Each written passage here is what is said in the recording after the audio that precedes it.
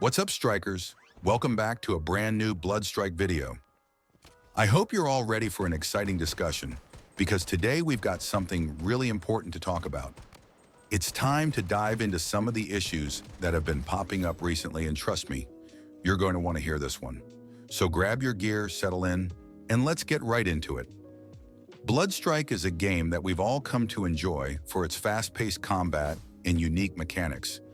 But lately, something has been bothering me, and I know I'm not the only one noticing this.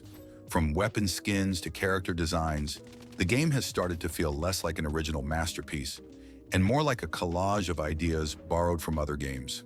The most glaring example? A ghost-like character that seems to have been ripped straight from Delta Force. Today, we're breaking it all down. We're going to talk about how Bloodstrike is copying other games, why this approach is problematic, and what the developers need to do to regain the trust and excitement of the community. Let's start with weapon skins because, honestly, this is where things get really obvious. Bloodstrike has introduced some visually stunning skins, but a closer look reveals that many of these designs, and even the inspect animations, aren't as original as they seem. Take the M4A1 Eternal skin, for example. At first glance, it's an impressive design, but when you inspect the weapon, the animation feels eerily familiar.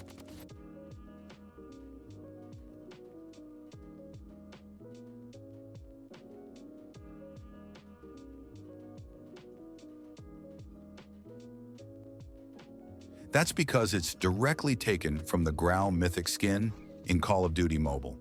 It's not just inspired by it, it's a near-identical copy, and it doesn't stop there. The Eternal Car 98 skin suffers the same fate. Its inspect animation is a straight rip from the Call of Duty Mobile FFAR Mythic skin.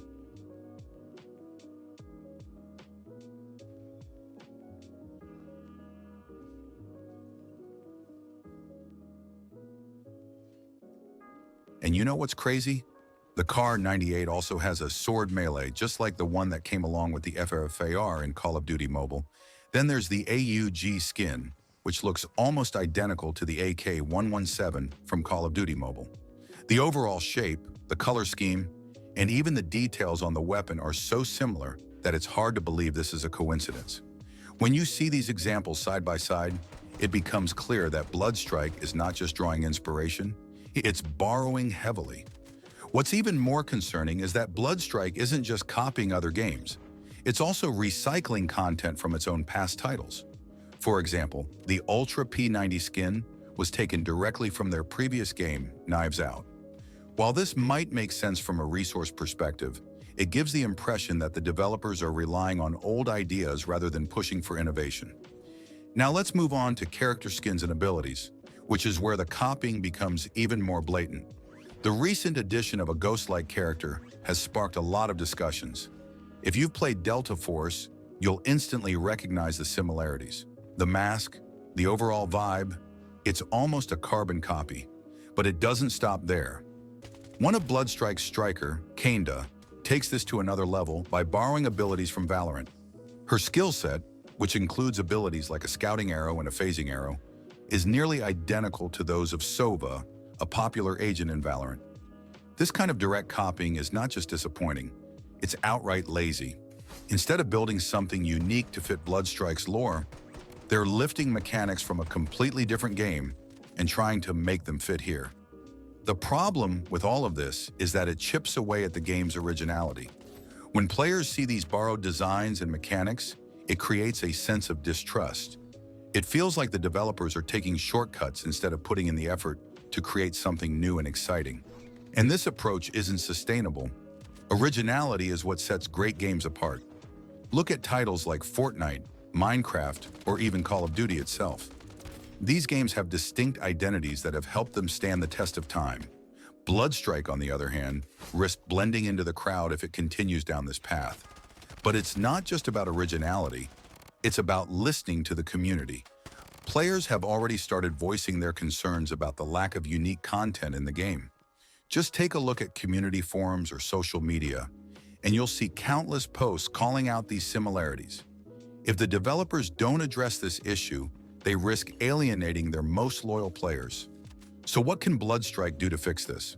For starters, they need to focus on creating skins, characters, and abilities that reflect the game's unique lore and style.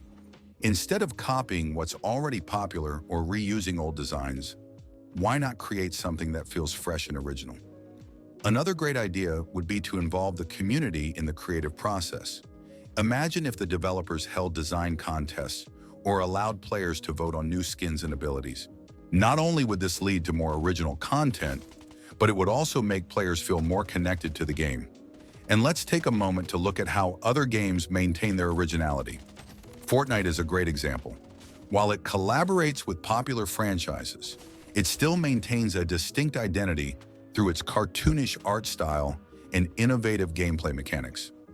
Bloodstrike can learn a lot from this approach. At the end of the day, the developers have a choice to make. They can continue borrowing ideas and risk losing their community, or they can focus on creating something truly unique and build a loyal fan base that will support the game for years to come. To the developers, if you're watching this, we believe in this game. We see the potential it has to be one of the best battle royale experiences out there. But to achieve that, you need to focus on originality. Give us designs and characters that we've never seen before. Create a world that feels uniquely Bloodstrike.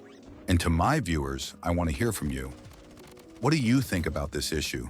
Do you feel like Bloodstrike is copying too much, or do you see it as harmless inspiration? Let me know in the comments. If you enjoyed this video, make sure to check out my breakdown of why everyone stopped playing Bloodstrike.